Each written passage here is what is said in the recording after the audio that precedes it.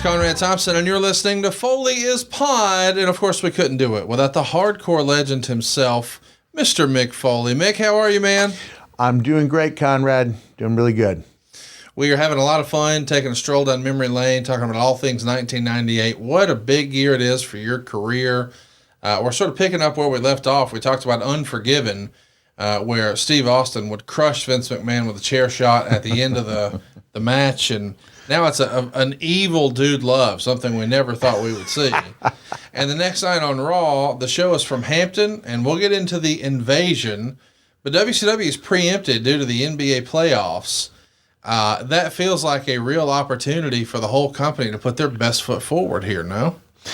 Yeah, it really does. And if we're talking about this Hampton or Richmond, because it's Richmond where I had the big match with Terry Funk that leads up to one of the matches with Steve. I might be off by a month here. That was prior to the Unforgiven one. Gotcha. But here, this is just a couple of weeks after you guys ended the 83-week streak, and now you've got this golden opportunity. They're preempted. Yeah. So you've got a real opportunity here.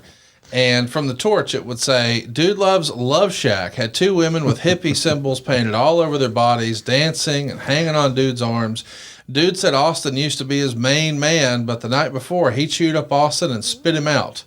And he said his gas tank was empty, and he met his women in his room and could tell in their eyes what they wanted, but he had to break the news to the women. The dude just needs to be held. What a great line that is. Because we're getting into the Attitude Era, so we want to think, hell yeah, Dude Love. Yeah. Nope, he just wanted to be held. We won't even give him that. We didn't want it, we needed to. Dude's in touch with his feelings. Sometimes a man just needs to be held. You would go on to say, the ladies missed out on a beautiful night of passion, but he is without the gold because Stone Cold took the easy way out by trying to get counted out to save the belt. He said McMahon talked him out of it. Dude said Austin KO'd McMahon and Austin should be fired, and they should have Dude versus the former champ Shawn Michaels to see who deserves to be champion. But his preference, let's just have the title be handed to me. Great stuff from a now heel Dude Love. It feels like you're kind of trying to stretch whatever is left. You've mentioned before, part of the way through the summer of 97, it's like, okay, this Dude Love stuff is... Yeah, it's getting tough. It's getting old, right? But a fresh coat of paint, as Bruce would say, a heel Dude Love, that's a challenge, but probably one you're up for. I was. And we just kind of reinterpret the character. To this day, there are fans who think I speak 5 languages because I said I did. I believe one of my quotes is, I'm a leader of men, a lover of women. I speak 5 languages. I'm Dude Love. It was fun. I mean, I'm just picking up things as we go. I realized I need a sports coat, and at that time, Mr. McMahon and I had this, similar, different physique, but same, same jacket size, and heavy padding on the shoulders, and so I'm wearing Vince's sports coat, but I still have the sweatpants and sneakers on. It's the best. And we're having fun, and I'm Vince's guy. Like, how much fun is that to be Vince's guy, his corporate guy? And of course, we all know the road it leads me down, and it's a fun way, it climaxes, I guess, with Rock, with the double turn. Mankind turns. I know we're talking about Dude, but Dude leads good to Mankind, and then there's, in about August of '98, I realize I got to bring some levity to this character, and we just strike gold. The McMahon-Foley relationship really becomes something cool. So as you're out here, Vince is going to come out, quote-unquote, with a heavy heart and a concussion because of the chair shot, and he announces that he's decided not to fire Steve Austin, but instead to punish him by putting him in a title match against Goldust, rather, with Gerald Briscoe as the referee. And you do not take kindly to this because you felt like you deserved it. And you cut a promo on Vince in the locker room about it, and you attack Goldust during the promo. So I guess we're trying to show that there's a heel edge to Dude Love. It's not all fun and games. Yeah. And you come out at the end of this Goldust-Austin match, and you attack Austin. Austin gets the upper hand, and he ends the show standing tall. But still, this is an episode that's unopposed. So It sets an all-time record rating for Monday Night. It does a 5.7. That's the draw of the dude. And the real news coming out of it is the DX invasion. What'd you think of that? When you first see the invasion, like, this is something fans have sort of dreamed of for a long time. What if this guy showed up? And we even saw some of that, like on the first Nitro when Luger showed up. It's like, hey, what's he doing here? Anything can happen, right? Yeah. And now, we're having some fun with it. DX hamming it up in the Army fatigues. Was that something you wish in hindsight you could have been a part of? Because you had a natural story as a guy who had been there. Yeah, but I mean, I think you would have watered down the entire angle if you started including half the dressing room probably had a beef with of some kind with WCW. It was just perfect for those guys, and I really enjoyed doing that episode a few weeks ago. It aired a few weeks ago. We filmed it months ago. Sure. Where we try to find the Jeep, and we found some other DX memorabilia. But that was a great moment. It reminded me of the Cell in the sense. Now, it didn't remind me of it at the time, but looking back on it, it reminds me of something that gains momentum and builds in lore as time goes by, so that it's talked about, it grows organically in a way that can't be done now in the social media age, where I think both events would have trended for a couple days, and then it would have been, what do you have next for me? Whereas in this case, it had time to build in people's minds and became more legendary as time went on, as it should have, because it was really great stuff. We should also mention that the next show is a taped show, and you were right. This is the Richmond show, and you would write that this is one of your finest hours. You're going to come out on stage to start the show and apologize for all the corporate misdeeds of the preceding few weeks and promise that you'll never suck up to a lowlife like Vince McMahon again, or bump and grind with second-rate strippers in front of your kids, and you're never wearing the tie-dye Those were first rate. They were first rate, and they weren't. I don't think they were exotic. It wouldn't matter anyway. I shouldn't have used that phraseology, but go ahead. The Observer would point out that you actually said when you didn't want your wife and kids to see you dancing, that got booed, but then they turn around and cheer huge when you say, I'm never wearing that tie-dye crap again. So the hardcore WWE audience at this time, man, they like Mankind and they love Cactus Jack. Yeah. The dude loved character, but that's what makes it a great heel. And I'm doing the thing you don't want me to do. And what I love about this, we'll talk about the terror. We could go in order, but essentially by the end of the 2 hours, it was 2 hours at a time, right? Yes. Dude will have gone back on everything he Every claimed bit of it was important. I'm never doing this, and this. He does them all. Ever again. Joyfully. 2 hours later, I'm doing them all. Doing them all joyfully. I love it. And the dancing that Vince does is just extraordinary. At the end of that show, like, he puts his all into that. And I had the 27 stitcheroonies in the back of the head. There was a clip on there, long since lost, because it was one of the, the B shows, where they show Vince looking, and it looks like someone has created a scale model of the Grand Canyon in the back of my head. And Vince goes, just a scratch. You might need a Band-Aid. And just dismisses that, dismisses the health concerns of one of his people. But I loved it. I loved the match with Terry. This is an example where sometimes less is more. Terry put me over so strong because I won with a succession of moves. It wasn't big move, kick out, kick out, kick out. It was, we're going to have a heck of a match. We're going to have a heck of a brawl. When push comes to shove, Terry put me over as strong as possible so that I was in the best shape possible, like perspective-wise, to take on Stone Cold Steve Austin. So if I squeak over Terry at the end of the match, I think it makes me look less impressive heading into the Austin match. And Steve was on commentary, and he goes, that was impressive. Yeah. That was impressive. And he makes that great, fishhook signal, finger in mouth, fishhook, when he sees that dude has gone back on his word. So he's calling the match as if he respects both guys in the ring. Yes. And then he's lost a great deal of respect for Dude by the end of that show. Vince is going to come out and cut what Meltzer would describe as one of the all-time great promos, and he's going to convince you that if you want a title shot again, you're going to have to go out there and earn it against Terry Funk. Okay.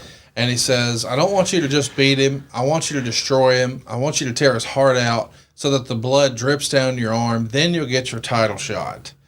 And you wrote, I was completely under Vince's spell until the sound of glass breaking and the roar of 18,000 fans signaled the arrival of Stone Cold, who proceeded to tear down the Love Shack. So this is the end of the Love Shack set, and you would think you would be all over him and attacking him, but after you've just said you don't care about McMahon, blah, blah, blah, you're not defending any of this stuff. So you guys, you and Vince, just stand by and watch it happen. Of course, Vince is annoyed.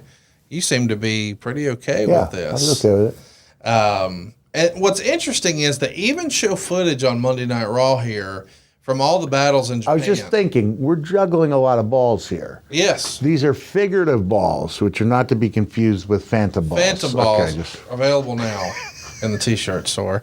There's footage of you and Terry Funk wrestling over in FMW and the IWA and all your great Japan stuff you've done, the really hardcore stuff. And as a fan watching at home at the time in '98, I couldn't believe I was seeing this on WWE TV. And clearly they got some sort of a licensing deal worked out. I'm sure Victor was friendly with the office still, but what an opportunity to show some of those clips to a much larger audience here in the States. Were you surprised that they were able or willing to do that? Well, they were able to show some of those clips when I did the famous interview with Jim Ross. So I wasn't surprised, and it was a nice arrow to have in my quiver, to have that to show occasionally, and then we would bring it back in 2004, for example, before I wrestled Randy Orton to show what I was capable of doing. So I was not surprised, but I was happy about it because there's this great dichotomy of this Dude Love, who had been the engaging hippie, and who's now kind of metamorphosized into a lounge singer on the cameos. But in this point, he's showing that he can be dangerous. He's showing he can stand up for however short a time for what he believes in, and that he is a credible threat to Steve Austin. We should mention that you're going to be in the main event here against Terry Funk, and Terry is nervous about the match. We even see him sort of upset about what Vince said, and we see you pacing. And you wrote in your book, Terry and I had a classic no-holds-barred contest, and before the match we spoke very little, but we both had the clear understanding that this was a very important match. Cactus, let's go out there and give it to him, I remember Terry saying, before leaving me alone for the next hour to prepare for the contest. Pat Patterson's going to be your special guest referee. The company's hotter than ever. They're setting Monday night records, and you're in the main event. And you're getting ready to main event yet another WWE pay-per-view, but you're in the main event with one of your idols in wrestling. Yeah. I mean, this at this point has to be, and listen, we use a lot of hyperbole. This has to be one of the most important matches in your career at this point. Because I'm trying to keep that ball rolling. I realize that we've asked a lot of the fans. Yes. Over the past 6 months, I've gone, 6 months, starting in Royal Rumble. I mean, going back to September, so that's about 8 or 9 months. Cactus Jack is introduced. Summer of Love is on its way out. Third character comes in, all three in one match. And we're asking the fans to invest a lot of emotion into a lot of different things just in terms of my character. So it's asking a lot of the fans. I guess it's asking a lot of me. I feel like I'm up to it, but I wonder how much we have left in the tank as far as the three faces of Foley go. Well, and I just want to add context, too, because we've talked about WCW a lot here, but you had opportunities to be working a top guy in Sting. Yeah. And then later working the world champ and top guy in Vader. But it felt like once those were over, back down the cards you would go. Right. And so now here you are getting this momentum with Hunter. Here's Dude Love. Here's Cactus Jack. Here's the three faces of Foley. Now we're at the Rumble. Now we're back down to a tag match, which is fine because you're with one of your idols and all that. But, man, we really want to get to that next spot. Right. And you really feel it just the night after WrestleMania But it turns out you're going to get to main event a pay-per-view against the guy. But back in the day, the WWF was just coming up with a heel factory to feed to Hogan every month. And I'm sure in your head thinking, it's the Dude Love character. This is a one-off. They're going to let me do it again? I've got to prove that I'm the guy here. And I'm grateful to have this opportunity with Terry Funk. But if this doesn't go well, am I going back down? I mean, you got to keep this upward trajectory, right? I do. And it was so important to me that everything be perfect for that night in May that I spent the previous night wrestling Brian Knobbs in an independent show and driving 500 miles through the night when I got a cardio machine like Austin to contend with. And that was one of those things, as I'm driving back, I'm like, what was I thinking? Right. Why did the company allow me to do this? Yes. What was I thinking? I'm going to be exhausted working with Austin. And I'm nervous as hell that I won't be able to keep up my physical end of the bargain. I think I was down below around 290-ish for this one. Like, I felt like I could go, but not without a good night's sleep. And it's crazy to think, too, just how quickly the pay scale was exploding. You know, like in terms of how hot the product was, but maybe not in my case, brother. Well, no, I was doing much better in '98 than I was in '97. Sure, and much better. I mean, literally, you guys do the math because it's in my book. You know, I made $130,000 working for WWE in '96. Now, granted, that was 2/3 of the year, but that's still not a lot of money considering that I was in semi-main events. And also that I was in semi-main events, all around the country with The Undertaker and a handful of main events. Yeah. So 98, 97, it goes up to about 325, and 98, we're at like 650. But when Terry Funk said, Cactus, there's going to come a day when someone in our business makes $1 million a year, we knew Hogan was making that, but that seemed like an unrealistic goal. And sure enough, within a year, there were a bunch of guys hitting that mark. Just a couple of years prior to this, you were tickled to get $500 for a house show at an ECW event. Sure. And I won't say their name because maybe he doesn't want me to reveal, but I got a message from an independent promoter who you and I both know pretty well.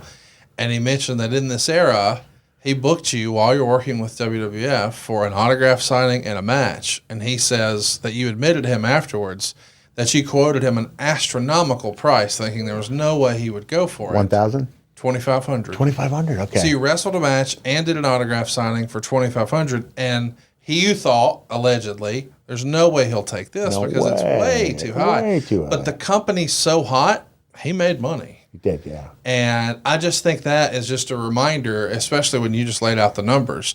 From 130, where, by the way, 96, for those of you who are wondering, included a win over the King of the Ring over Undertaker, and then that unbelievable Boiler Room Brawl match at SummerSlam, and then main eventing against Shawn Michaels the following month at In Your House, and then the Buried Alive the following month. So 4 incredible months just back to back to back, and it's still less than what you were making in WCW.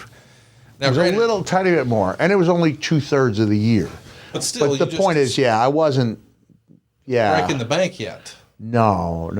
And I think the rumors out there about my level of savings are, people have to remember, I only worked for WWE for 4 full-time years. Right. And the only time it was really big was 99, 2000, and then I had a big 2001 because I was the only guy, main name, who wasn't on the road. So I was doing appearances left and right. But, I had to save what I could because I thought, my clock is ticking. I don't know how much of this I can do. We talked in a past episode about how I thought I was going to have to retire in 97 because my back was so bad. And I thought any match could be my last, and we were not nearly in a position in 98 where to be comfortable from then on. To be comfortable, no, not at all. So Austin's doing color commentator and drinking beer for this match, and you guys are pulling out all the stops. Terry's going to moonsault off a mezzanine. You're brawling all over the building. You pile drive him on a chair, and that gets the win. And in your book, you wrote, many who saw it considered my match with Terry to be the best Raw match of the year. I felt it was on par with my match with Austin, if not slightly better. For the record, it was the only match I've ever wrestled as Mick Foley. At that time, yeah. These days, it seems that hardcore matches have become an excuse to go all over the building and hit each other with cool stuff, and that may be entertaining. And I'm not saying it's not painful, but in my mind, it takes away from the things that really should be about intensity. And Terry and I wrestled with intensity that night, lots of it.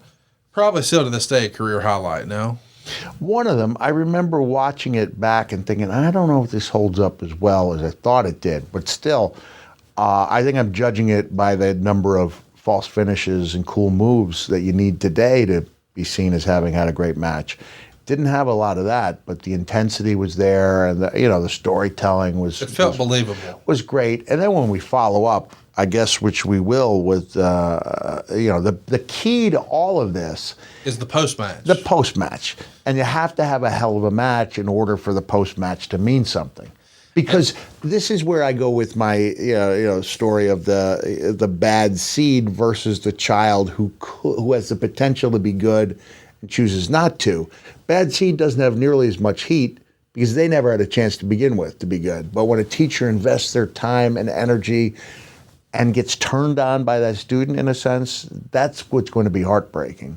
So I wanted to offer up enough of the admirable qualities of myself so that when I turn on all of them, it's more heat. I gotcha. You come out the winner, of course. You're going to challenge Austin because that's what McMahon laid out to you. You got to beat Terry Funk, and you did.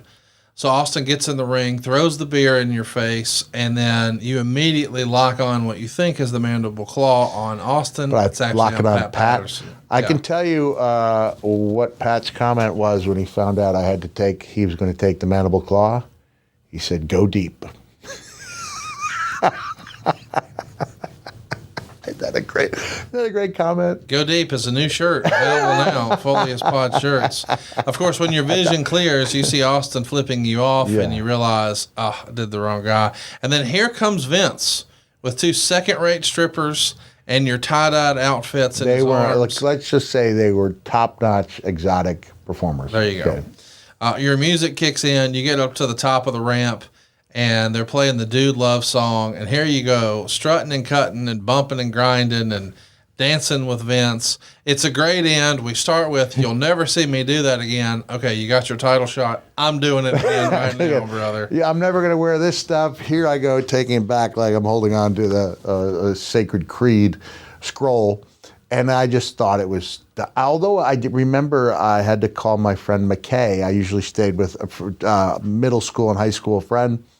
I usually stayed with her and her husband when I was in Richmond, and I had to call her up and say, I don't think you want me to stay over. I'm in the emergency room, and I'm probably going to get blood on your pillows. So I got myself a hotel, brother. I love the interview, though, that you do. It doesn't air, but that's when the whole story about, just a scratch. Maybe a Band-Aid. The show is a smash. It really sets WWF apart from WCW at the time.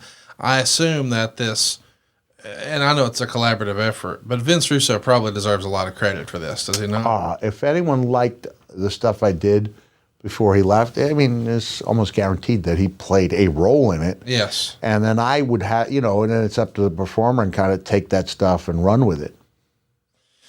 5/11, so April 11th, 1998, you're in Baltimore. May 11th. There you go. May 11th. Did I say that? You said April. Oh, sorry. 4/11. Okay. Yeah, in Baltimore. The remaining 3 weeks, that's what we got. We got 3 more weeks to get toward the Over the Edge pay-per-view. It's going to be the last day of the month. And you wrote in your book, you decided to tweak Dude's image. If Dude was going to be Vince's hand-picked corporate champion, then I felt like I needed to look like it. So you felt like that you're going to borrow one of his Clapper sports jackets and a tie, and you probably need to cut your hair and shave, and you hadn't worn false teeth in a lot of years, so you had some trouble speaking with them, but you're going to try, and maybe you'll sport a pair of eyeglasses. You're trying to be this full new corporate kiss ass. Are you doing this on your own, or are you talking to Russo and collaborating, or what's that like? I think I was trying to do with Dude. I believe, as much credit as I give to Russo, this feels like something I decided to do along the lines of what I did in ECW, which is systematically take everything away from people that they liked about me. Where I thought the shocking outrage would be, he's wearing his teeth, how dare he wear? And still you're in a situation where I cover up the bottom teeth because, as my son Huey said, Dad, don't take this the wrong way. You used to look cool with your top teeth missing. Now you look like a crack addict. Wow. I said, I believe you're thinking of a meth addict, son, but I get the point, right? It's not a winning look. If it had been any other match but Hell in a Cell, I would have had them fixed a long time ago. Right. And I'm still counting on Dr. Baker to do the work there. We have to set up a time to do that. That'll be shocking cross-promotional stuff. I love that. When it happens. But I thought, the guy wearing his top teeth, that's outrageous. And eyeglasses, right? Now I wear them because I actually need them to read. So I think on the day of the match, I actually had one of the women attempt to bleach my hair, and it never really took. But that's the reason why at the peak of Mankind's popularity, part of that hair was lighter colored because it was a bleach job that did not take. I'm fascinated by the meth and crack. Are you saying crack is good for teeth, or it's not? I don't think it has the proven enamel destroying qualities. Well, I think when you see someone's teeth have rotted out, that's usually, I believe that's usually an indication of meth abuse. Or not that there's any such thing as proper use of meth, right? So you're going to go on the record right now and saying that smoking meth is just bad completely? Don't do it at all. Yeah, there's no ifs, ands, or buts. Yeah, don't do it. So that's a hard stop. That's a hard stop. No I don't meth. believe there's any situation which is. There's no medicinal purpose for it. Yeah, as far I don't as we believe know. so. Yeah, Okay. and crack, same thing. These are. I mean, get serious for a second. These are major life enders. Changers in a very negative way. Nobody's quality of life has been improved with crack or meth. Right. And and I'm not poking fun at this woman who came up to me at a signing and she goes, I want you to know, I think she said, it's her 1,000th day sober. Oh, wow. 1,000th day clean. And so I spoke to her a little bit about it and I said, may I ask what substance, you had problems with? She said meth. And I saw that stuff destroying the lives of, people I knew. And the telltale sign is usually the rotting of the teeth. Mm. And so that's why, Huey, if I'm speaking out of line, I apologize, because crack is awful and has ruined countless lives. Oh, yeah, for sure. But I think the telltale sign of the meth abuse, one of them, is the rotting of the teeth. Copy that. You come out and you cut a great promo with this new look. It seems that as of late, I've been having trouble with my identity. But now with the gracious help of Vince McMahon, I've found out who I am. I'm a speaker of 4 languages. I'm a student of American history and a reader of Greek tragedy. I'm a leader of men and a lover of women, as well as the toughest SOB in the World Wrestling Federation. As I'm Dude Love, your next WWF champion. That's good stuff, right? It's good stuff, man. It's good stuff. And of course, as we know, the deck is stacked for your match against Austin at Over the Edge. It's Briscoe as the timekeeper. It's Pat Patterson as the ring announcer. And as the dramatic stage is set, Pat Patterson introduces the special guest referee, Vince McMahon. Can I clear up the language thing? Yes. Decent German, when I work on it. Santa Spanish, which mean I only remember. El ho ho ho. What is that? Yeah. Como te portaste este año, which means have you been behaving this year? Oh. So I'm capable of having a conversation with each Spanish-speaking family that comes up to meet Santa, and they don't need to know that that's the same conversation Santa has. Again, going back to wrestling, it's not what you know, it's how you use it. Yes. So when I say, como te portaste este año, how have you been behaving this year? They're always going to say bien, and then it's up for Santa to say, bien, muy bien. And it's just the leaning and the intonation, and them, oh, muy bien, and que vas a querer esta Navidad. What were you like this Christmas, And then while there's some juguetes, which is toys, and it's like, after those 2 minutes, brother, I'm out of Spanish. And my daughter has a video of me practicing the words to Feliz Navidad 100 times. Oh, wow. And she catches me and goes, my dad has been doing this for hours, because this is back when the head injuries were still having more of an effect on my short-term memory. And so I had to do it over and over and over and over. So we got the decent German, Santa Spanish. Spanish is Carney a language? Because I speak that pretty well. We'll count it. And then I can remember 2 or 3 phrases. Goto. I'll have to think of the Japanese I learned phonetically that I would say at every show, and I would get the woo, and like, if you're asking for more than that, nothing. Kenny Omega cut that amazing promo in Japanese that some people thought was counterproductive because they thought did we cover the Omega interview he did in perfect Japanese? No.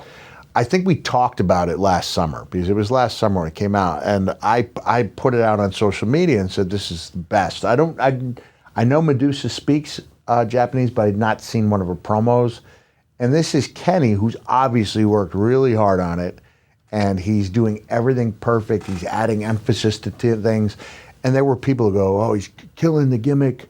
You can't show the respect to your opponents." Like, let me tell you something. There's been hundreds, thousands of people who have been over to Japan, and only a few, relatively speaking, a few dozen, who've made a major impact. There's only room for a handful of guys to go the disrespectful route. If every gaijin who goes over there throws the flowers they hand you out and tears them up, it's meaningless. Yes. And so you are working in a crowded environment for every person who wants to go to Japan. There's got to be every person who does go to Japan, there's got to be 100 people wanting to take that spot. And you have to use every tool that is available to you. And the Japanese culture is all about respect. Yes. They're all about it. And like I said, even Bruiser Brody accepted the flowers. Right. You can't all be we can't all be rampaging monster heels. Right. So I think anything that sets you apart is good, and I'll stand by my original statement that that's really good for business and really shows to the fans that this guy. So what? You might get a turn babyface to the crowd? I got news for you. They can tell if you're working hard. Yes. And if you're working hard, they're going to respect you, and eventually they're going to like you. In WWE and WCW, wherever you go, you work hard enough, you will be liked. And I'm just saying, I think that's some really backwards thinking to believe that no one should go over there and care enough about the culture to learn the language. Agree. So down comes Vince McMahon bouncing down the ramp, and you describe it as Vince in a referee shirt that might be 8 sizes too small. I think it was a boy's medium. There you go. I think so. I think we saw it afterwards. Wish I'd held on to it. Oh, that'd be worth Would have been worth some money. You wrote, Vince was wearing a shirt so small my son Dewey would have had trouble squeezing into it. The deck was clearly stacked against Austin, and the time seemed ripe for a new champion, a corporate champion, a kiss-ass champion, and I was ready. Rock is going to have Austin in a chin lock. McMahon is going to enter the ring to try to save Austin, but in effect distracts the referee, allowing D'Lo to come in and hit Austin from behind. Eventually, he misses a frog splash. Austin now has a chance to make the tag. But rather than tag in McMahon, he gives him the double finger and continues to fight off the nation by himself. McMahon enters the ring. He hits Austin with a hard clothesline. Patterson and Briscoe are holding Austin as McMahon starts to taunt him. And eventually Austin fights out of the grip, but by then McMahon's already bailed. So you run out and attack Austin, and then the nation enters the ring, and a huge brawl erupts, and the show goes off the air. So Austin's the biggest babyface, but it almost feels like it's him against the world. Oh, yeah, here. yeah. Were you happy with this evolution of the Dude Love character? Did you feel like it was working, or did you know, hey, we're doing this, but it has a shelf life, and I'm thinking about what I'm doing after? Well, I was really happy with it. When I did 20 Years of Hell show, it was about trying to pick up the pieces after Dude. Yes. And now I'm Mankind, and that's where I thought we've asked too much of the fans. Yes. And so that Mankind was flat going into the Cell match. And then, of course, the rest is history. It all worked out. It all worked out, but I was concerned. I was riding this wave. I didn't know how long it would last, but I was intent on making the most of it.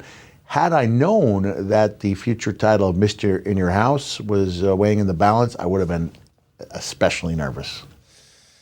Next week, we're in Nashville, and it's a tape show for Monday Night Raw, and McMahon's going to introduce you, and you come out with the suit and tie. Yeah. You're going to talk about Patterson counting the 3 and Briscoe raising his arm, and you're trying to just, visualize what that's going to be like. And then Vince calls out Dustin Runnels by his real name.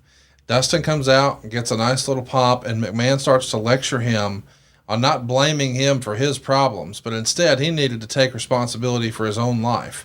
I can't help if you have a dysfunctional family. I gave you an opportunity. I gave you gold dust. You want to prove yourself? I'll let you prove yourself tonight. And this is after Dustin had acknowledged that he just had knee surgery. But it said, hey, if you can beat Dude on Raw, you'll be in the #1 contender, and you'll get to face Austin on May 31st for the title. But if you don't win, I'm not paying you for 30 days, but you still got to work. Dustin accepts, clocks you. Patterson and Briscoe are going to join you in jumping Dustin. Referees are holding him back. I love Dustin, but why are we involving him in the story here? Just we got to have something for it? I don't have the slightest. I mean, I guess, they were exploring his character arc and where he goes after the Goldust character. I don't know. This is another one of those things I have no recollection of. Well, probably because you beat him in under 3 minutes. You get the win with the mandible claw. You're trying out a few different finishers. I guess it's worth mentioning. You've really embraced this dude love thing, but you've been winning with the DDT.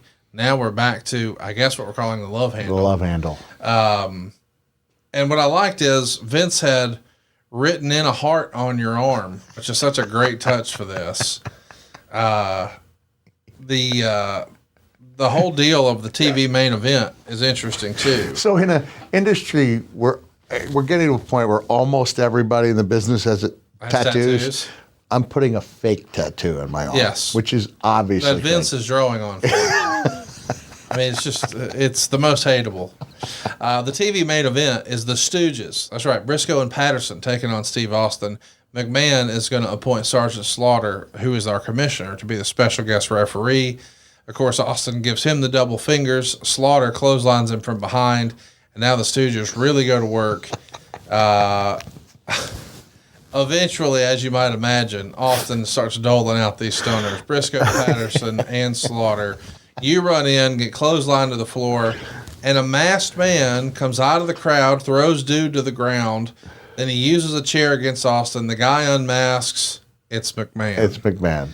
Austin tackles McMahon. Dude attacks When you say Austin. masked, he was wearing an Austin mask, wasn't he? Yes. In the crowd. Okay, great stuff. Just You're seeing a Vince get physical here, though. We had teased the match back in April that really broke the streak, but there wasn't really a match. Were you getting the vibe here that, man, McMahon has he's got the bug to really do this? Did you think? Hadn't he already worked with Steve in the steel cage match? That happened the following February. Okay. Yeah, St. Valentine's. Okay, yeah, it seems like he's getting the itch, and more importantly, the fans definitely want to see this.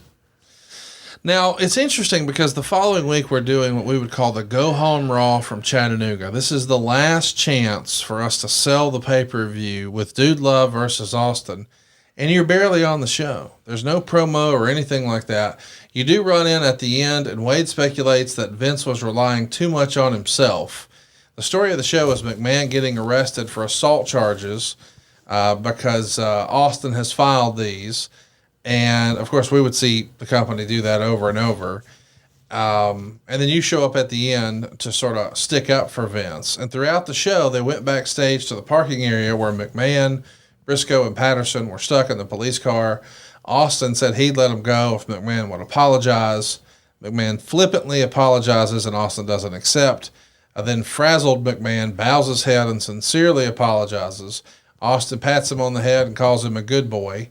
humiliates him, and then lets him go. And then McMahon storms down to the ring, said he didn't mean that apology, and he's just trying to get back at Austin, and he's going to make him fight The Undertaker just 6 days before his pay-per-view defense against Dude Love. So now, we involved Dustin last week. Now the police and Undertaker are involved. This is not your traditional build to a pay-per-view. I think there may have been some concern that Dude on his own wasn't a strong enough contender. Okay. Even though I think we'd put that fear to rest to a certain degree the month before. But now you're asking fans to invest their time and money, another $19.95, because it was an in-your-house match, on a guy who's just been cleanly beaten. Or not cleanly, but overmatched. It was a very good match that we had in April, but I think there was little doubt that I was the loser of that match. Right. So I'm just speculating that may have been the guess. The idea was that Dude alone is not going to be strong enough. It has to be like Austin against the world. Well, that's certainly what we're setting up here. Undertaker comes out and, believe it or not, chokeslams Vince McMahon and then picks him up and threatens to tombstone him. But here comes Kane. Now he's going to drop him, and they'll start brawling. Eventually, Austin's music hits. He comes down with the belt. Briscoe and Patterson catch a few stunners. He ties McMahon's arms in the ropes. He's crying in agony. Austin gets a chair. People are ready with anticipation, thinking he's going to destroy Vince. And here comes Dude Love. Austin is going to nail Dude's chair with his own chair. Briscoe and Patterson help him escape the ropes, and that's sort of the finish for this go-home edition. And then that also gives Undertaker a reason to be involved in this May 31st Over the Edge match with me and Steve. He's the enforcer at ringside. And then, as you alluded to earlier, after you've been working the house shows and special guest referee spots, and you've been on TV, and you're getting ready for another pay-per-view main event for the WWF in your most lucrative year of all time. But first, let me go wrestle Brian Knobbs on this independent in Ohio. Drive 500 miles. My goodness. You wrote in your book, I've mentioned before that I consider Mind Games against Shawn Michaels to be my best match. The future King of the Ring was probably the most emotional. Over the Edge with Austin, however, was undoubtedly the most fun to watch. Yeah, I think so. Don't get me wrong, I got the hell beaten out of me, and I was so blown up that I must have been running on something other than oxygen for the last 10 minutes. But I've never before seen such a reaction from the boys as they watched the replay the following day. Smiles and laughter for 20 minutes as they watched our elaborate 20-minute epic drama unfold. Thinking about it now, it's a small miracle things went as well as they did. I mean, this match is almost one of your forgotten great matches. Well, I think after there were so many bells and whistles at that point, but that was unusual at the time. And after that, bells and whistles started to become a big part of WWE main events. Yes. Maybe due to the success here. I mean, there was everybody meant something, and the idea that the rules were being changed during the match, and JR was calling it accordingly, with disbelief and contempt that we went to this match is now anything goes. They changed the rule. They changed the match 3 different times. Patterson takes a world-class choke slam. Yes. I think he's even got his feet kicking as he goes through. Briscoe doesn't take it as well, but he still goes through. It's fun to be part of, and like I said, I'd forgotten I wrote that. But it's coming back to me about how much the boys, and boys collectively means men and women. Yes. Yeah, we understand that, right? We're enjoying watching that match and catering. It's a great match, and Meltzer gives it 4.5 stars. I think you should go out of your way to watch it. It's an all-time classic. You pull out all the stops, and it starts with Pat Patterson coming out as your announcer and reading off these ridiculously long scripted series of introductions. It's super silly. Here you come, dressed up in your sports coat and your flowered blue pastel tights, and you're dancing around, and Here comes the opponent. The bell rings, and we start the match with a little bit of, believe it or not, scientific wrestling. But don't worry, not too much. Just a couple of reversals, and then a quick 1 count by Vince. But that earns the ire of the Undertaker, who'd been brought down by Austin to watch his back, so to speak. So for the rest of the match, Vince is going to play it straight. But he makes it clear who he's pulling for, just with his mannerisms. Oh, he was good. A few minutes into the match, I took advantage on Austin. I was choking him outside the ring when Vince suddenly got wide-eyed and ran over to Patterson. This is just a reminder, Boom Pat's voice, that this is a no disqualification match. I love that because that wasn't ever announced, but he's just, as a reminder. As I'm changing things on the fly. And, of course, JR would comment, well, that's not fair. This match doesn't have any stipulations. Austin eventually takes over. Dude uses a ball shot, sends the champ to the outside. As you're putting the boots to Austin halfway up the entrance aisle, Vince gets wide-eyed again, and now Pat's on the mic again. Just a reminder, in this match, false count anywhere in the building. Oh, that's great, said a sarcastic JR. I guess they're just making the rules up as they go along. The writing and the way the story evolves, but then JR's delivery, it makes it. It's perfect. And I think Meltzer actually mentioned the fact, and he was happy that I chose not to. I climbed up on top of a second junked car because that was the set. The idea being I'm going to drop an elbow off of there, Steve's going to move, and I'm going to come crashing down on my hip, but I'm about 8 feet in the air. And so I guess I had a little crisis of confidence, kind of did the feet to the knees to the hip, and Dave was actually grateful because the pop I was going to get is a pop I did get as opposed to what I would have gotten. There's not much that difference, but the difference physically is that one means I'm going to be okay after the match. The other means I'm going to be walking with great difficulty for a couple weeks. Just wrestling on the cars, I remember this so well because it's part of the set for the Over the Edge. There's these old junk cars, and you're smashing windshields with the big back body drops, and you're diving off the hood looking for an elbow, and I uncharacteristically cheesed out and landed partly on my feet instead of my hip. The fight continued into the ring. They're going to catch you with the upper hand with a vicious chair shot to the face. And at that point, Vince refuses to make the count. And you have to keep in mind, Vince is selling all this. Yes. To the utmost. The look in those eyes, you got those great expressive eyes and facial expressions. And I think Meltzer even pointed out that Vince was really working hard here. And he goes, and no, that's not, that's not sarcastic. Like, he was really working that gimmick. As Vince has now screwed Austin by refusing to count, Austin knows the fix is in, so he's in Vince's face. Patterson slides you the chair. You come charging with the chair hard, but Austin moves and, quote, my boss took a shot so hard that it literally knocked the caps on his teeth off. I caught him with the claw, and before he even went down, Patterson slid in as apparent substitute ref and attempted to count Austin out. But before he could get to 3, however, the Undertaker slid in from the outside and promptly chokeslammed him. Now it was Gerald Briscoe's time to slide in, attempt a ludicrous 3 count, get pulled out and chokeslammed through a table. I got up and turned into Austin Stunner, and Steve made the count himself with Vince's because Vince had said that the only way this match can end is by the count of this hand, and he goes and he does the side tricep with the boy's medium.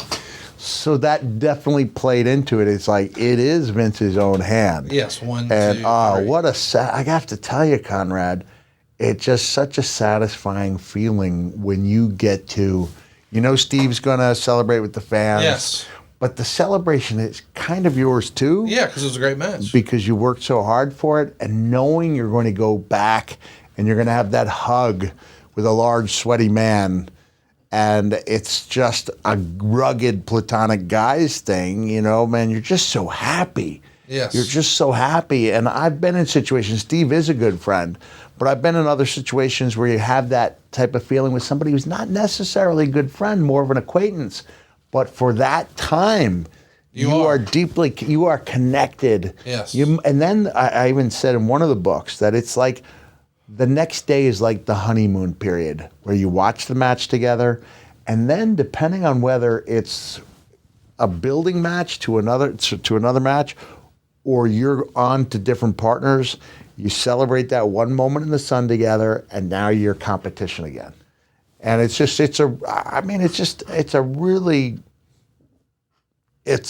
unique, I don't know, I guess basketball players, other athletes have this too, where somebody becomes competition with trades and whatnot. But I think it's a pretty cool aspect of what we do to have that moment. And that's what I've missed. That was one of the things I missed the most, was not having those moments again. And and as much as I love doing the one-man shows and my appearances where I help out Santa, I've had a few of those that are almost as gratifying. But that bond with your opponent, oh man, it's something really special. Super fun stuff, man. I just love this match. I love this moment. And I'm curious, we've seen a little bit of physicality from Briscoe and Patterson. And this is really one of the first times that they're getting involved like this. But they had to love just being involved in this, didn't they? So much fun. Yeah. So much fun. Pat had this idea, and it didn't get approved by Vince, but Pat had this way. I hope I do justice to him with the voice. He was like, I was thinking that when I come out and I'm giving that introduction, a fan just dumps a beer right over my head, and I'm looking like a wet rat. And it would have been funny, it would have been funny. But it didn't get done. It didn't matter, though. But it's just an idea of this is how we were, we were looking to put this match together. And he's willing to do whatever. Oh, yeah. He was. And you can see that he's, even though he's decades past his physical prime. He's having a blast. Brother, he goes up for that choke slam. Briscoe, not quite to the extent, but still went up. And these guys are having, a second act in their careers that nobody could have foreseen. It's really no wonder that this match was so good. I mean, let's just recap who all's involved in the storytelling here.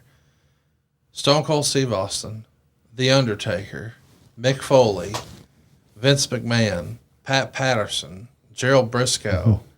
There's only one way this can go, which is fabulous, right? I mean, look at just the minds involved in this. Meltzer would say the crowd was going nuts for almost every spot. The one spot that didn't get a reaction was Austin stomping on Dude Loves False Teeth. Jeez. That's when I thought would get the huge reaction. Right. And then to make things even more bizarre, and I talked about this on the first episode of Treasures, when Steve stomps a mud hole in those false teeth, and he did. I saw him walk it dry. First not before he walked it dry. And then he threw him out to the crowd. We come back to Milwaukee either 4 or 6 months later, and there's either security guard or police officer. Mick, we've got something for you from a fan. It's in a gift box wrapped up. I open it up, and it's my front teeth. And I'm thinking, this is a baseball hit into the crowd, yes. right? This is a given that this is a unique souvenir. Yes. And instead it becomes, it comes back to me, and I didn't end up using them. What'd you do with them? I would only wear them when I was Santa. And the reason I decided to get the bottom teeth taken care of, you know how wrestlers go, well, I would do it, but would my character do it? Oh, I see. So I finally reached a point where the teeth had rotted so badly, the ones that were knocked out and put back in. And I thought, well, Mick Foley might have rotten, nasty green and blue teeth, but Santa wouldn't. And so I got the one out of there with a ball peen hammer. We were having trouble finding a dentist who would let me keep the teeth. Kids get to keep their teeth, but adults is considered refuse, it's garbage, dirty. And so I did find a dentist who would let me keep the tooth. And so that's out there somewhere. Think Dr. Britt Baker would let you keep a tooth? I'm going to ask her. I'll have to have a conversation with Dr. Baker as soon as we... Could you, you said you could speak it earlier. Could you ask Dr. Britt Baker, because y'all are both industry professionals, could you tell us what that might sound like if you used the time-honored tradition of speaking Carney? Yeah. Diazir Riazit. Miazai I. Miazain Tiazith. To Kiazipin.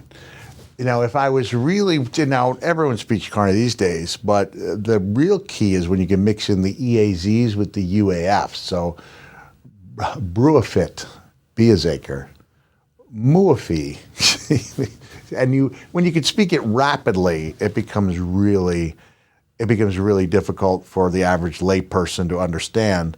But the truth is, the Carney almost became like the ultralight handshake in that it was meant to identify someone as one of the boys, but would later go on to identify someone who thought they were one of the boys, but was not. So when I would see like an independent guy come in, to do enhancement or to be seen, and they'd give me this, I'd be like, you don't want to give that handshake to the Undertaker. They're like, why not? I said, I can't explain it, but no one does that anymore. Billy Gunn is identified in Becky Lynch's upcoming memoir as shaking her hand as if she owed him money. Like, that's the extreme end, but the firm handshake is in. The two finger stuff went away about 25 years ago.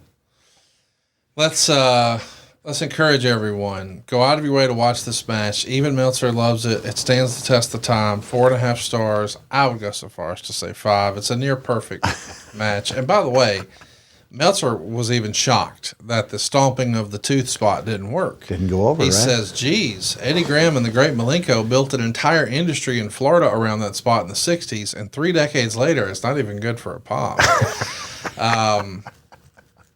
Listen, we've talked about some of your favorite matches of all time. I'll go so far as to say that it worked better on TV than it did live. Okay. Because live, if you're up there in the third level, you might not be able to see what's going on. That's Steve appears to be, and the teeth are only this big, with the flipper. You might not be able to see it. Yeah. Great point. Let's talk about where this match ranks for you. I mean,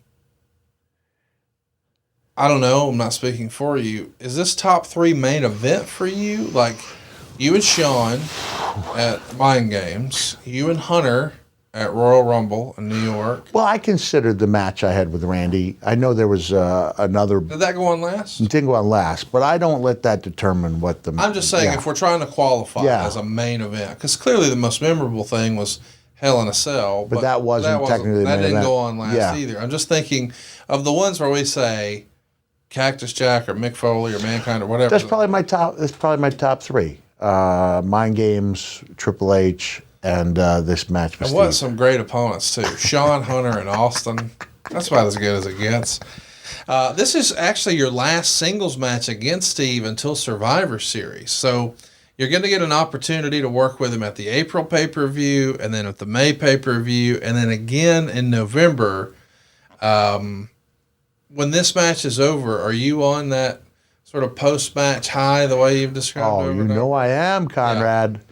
You know I am. This sounds like the type of thing I may have even had a beverage after. I don't know for a fact, but as little as I drank, there would be a time and a place to have a couple of celebratory post-match beverages. Can't tell you if I did, but this would be something where you don't want the night to end.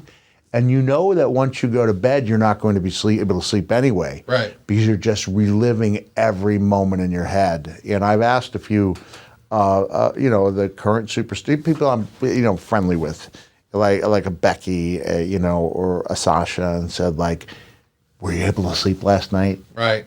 And no, how'd you know? It's like, because you were replaying everything that happened in your head. Like, how did you know? I was like, I've been there. It's one of the things I miss the most. You're just laying down, or in the case of the match I had with Sting at Beach Blast, I was driving like the 500 miles home from Mobile to Atlanta. I'm not sure if it's exactly 5, but I think it's about a 7-hour drive. And you're just reliving it over and over and over in your head. There are other times you lay awake because the match didn't live up to your expectations. And you're going through everything in your head and you can't sleep then either. And then I'd say most of the time, it's a good match, but you could sleep because it wasn't good enough to relive over and over. Yeah. So maybe I only had 10 of those nights where it's like, I don't want this night to end. And you just feel so good about what you've done. Yeah. It's a post-match glow. You know what's fascinating too that I don't think we think about, and you and I didn't even touch on here today, is the guy in Austin's corner is the Undertaker. Yeah. And he's not technically a part of the match. You know, he's just the second in the corner. But just 1 month after this, in June of '98, he's standing across from you. And I think it's pretty amazing when you really think about, which we just listed off your most important, quote-unquote, main events, or your favorite main events. The Undertaker wasn't in there, but without the Undertaker-Mankind feud, maybe none of this happens. Right. Oh, yeah. And he's here for this. And then the next month, man, magic. Yeah, I usually each year passes, I'll post something. I don't think I posted anything last year as I realized this is 25 years. And I'll go out of my way to thank him because without him, I'm just a hand. I'm just I think I'd be a respected hand. But if that program doesn't go the way it does, and I didn't join up thinking it would go that way. I joined up thinking, okay, King of the Ring, 96, Milwaukee, I do the favors. Right. And then I moved down the ladder. And I had to do a double take when he goes over the finish. I went, wait, me? Yeah. And then we were off to the races, brother. So thank you, Undertaker, for everything you've done, you've done for me. Unbelievable. Next week, Mick, it'll be the 1 year anniversary of our show, and we're going to talk about your first match, your training, and how you broke into the business right here on Foley is Pod. Love to have your interactions on social. It's at Foley is Pod on Twitter, Instagram, or Facebook. So if you've got a question about that topic or any of our other shows, that's the place to stay plugged in. By all means, please take a look. See the video version of our show. It's unlike anything else we do. It's Foley on YouTube.com. You see Mick is sporting a brand new, different t-shirt today. They're all available at FoleyIsPodshirts.com. Bang, bang on the door, baby. Check it out. Foley. I'm going to leave you a little wisdom, and I think this is important for everyone out there to know the value of words and how we use them. Yes. For example, I ran into a young lady a couple of years ago who told me the last time I saw her, I finger banged her. Wow. I said, I don't think that happened. Mama, didn't he finger bang me? And I said, are you talking about me going bang, bang? Yeah, let's find a different phrase for that. Just in the last couple of days when I was driving up and down the road, I was like, when I go back out on tour, that's a story. Do you think we need a finger bang me t-shirt? No. And it was funny because on a live Raw, only two guys in the back popped because they had traveled internationally. It was the little fellow without the little guy with the chin, James. Oh, Ellsworth. He goes, I remember. I'm giving this to you because I remember watching when the Undertaker tossed you off the. Oh, tossed you off. He threw me off. Yeah. Let's not say tossed because it means something different in the UK.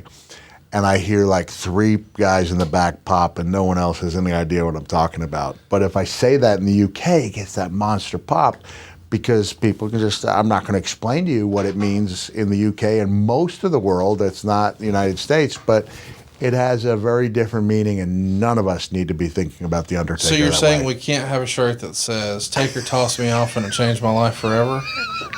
No. Thank you, Taker, for tossing me off. No. Under no circumstances. I'm putting the boots that one. I'm going to take that idea, Conrad, and I'm going to stomp a mud hole in it. And then I'm going to take that idea and I'm going to walk it dry, brother. I mean, I really want a finger bang me shirt. I mean, bang, bang. That's what we're talking about. By the way, if your business target's men 25, 54 years old, you should advertise right here on Foley is Pod. You hear some of the same ads over and over and over. Why is that? Because it really works. We have a super targeted audience, and that means there's very little waste. Go right now to advertisewithfoley.com to find out more about advertising here on the show.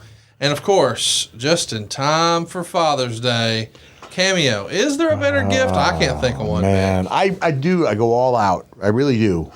Father's Day, I try to treat it like a big holiday. I appreciate the fact that people place down their money. I try to give them something, all of you, something that outperforms expectations.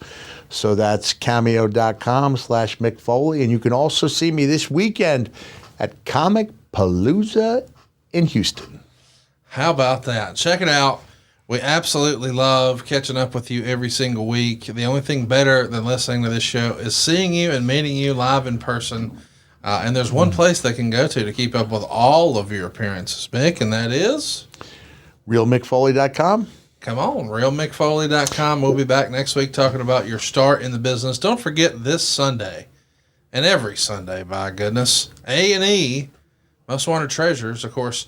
Last week, we got to take a look at Bret Hart. Yeah. Any idea, any tease for this week? I don't know. I don't know which one this is, but I can tell you they're all good. Yeah. They're all good, and I really enjoyed it, and I think I was exhausted because I traveled so much to do it, but it feels good to sit back and watch and see see everything that's up there on the screen. A lot of wrestling happening this weekend, but maybe none more fun than Most Wanted Treasures. Check it out, A&E, this Sunday night. You'll be glad you did, and we'll see you next week right here on Foley is Pod.